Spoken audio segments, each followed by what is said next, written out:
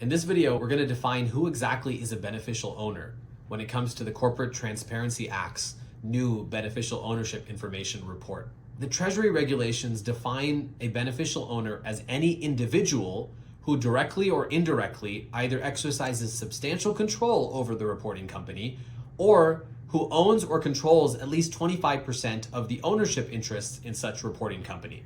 So let's unpack that.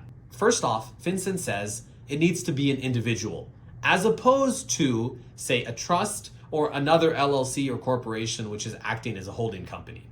And that individual, the regs define as someone who is not a minor and is also not an agent.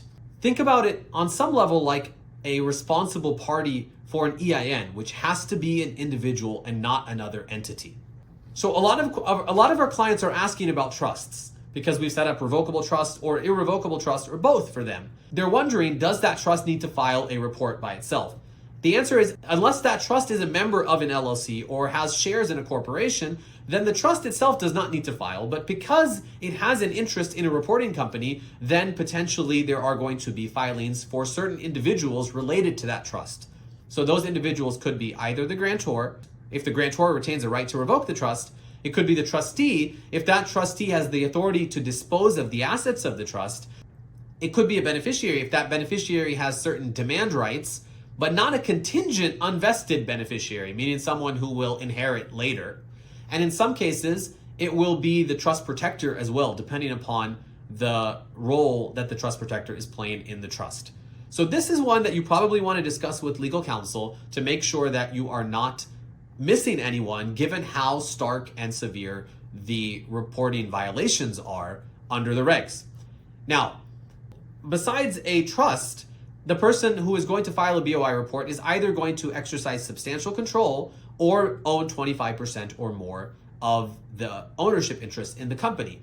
So substantial control is defined in the regs as someone who could be a senior officer or exercises or has authority over the appointment of a majority of the board, has authority over certain decision-making functions within the entity, such as financing decisions, control of a subsidiary, business relations, contractual relations, and the regs mention a catch-all, which is, or has any other form of substantial control over the reporting company. So this is a pretty broad test. Again, the name of the game here is to be over-inclusive so that you don't subject yourself to these incredibly severe penalties.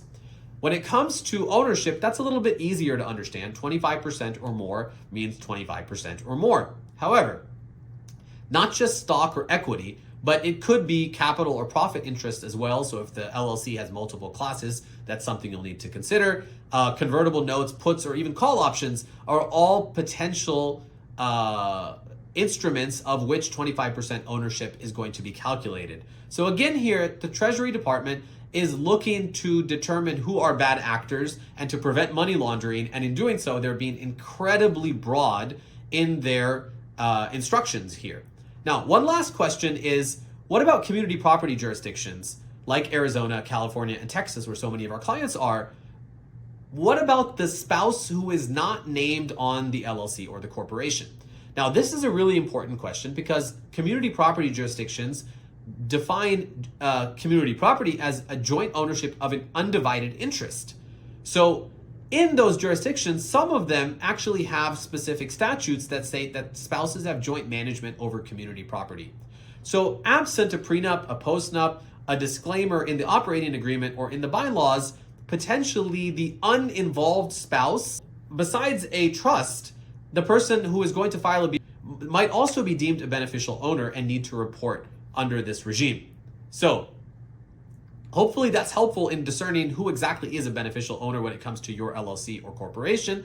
If you have questions or you want help and you don't want to have to think about all of these things, we're happy to announce that we're starting a compliance service to help our clients fill out all of these forms with FinCEN.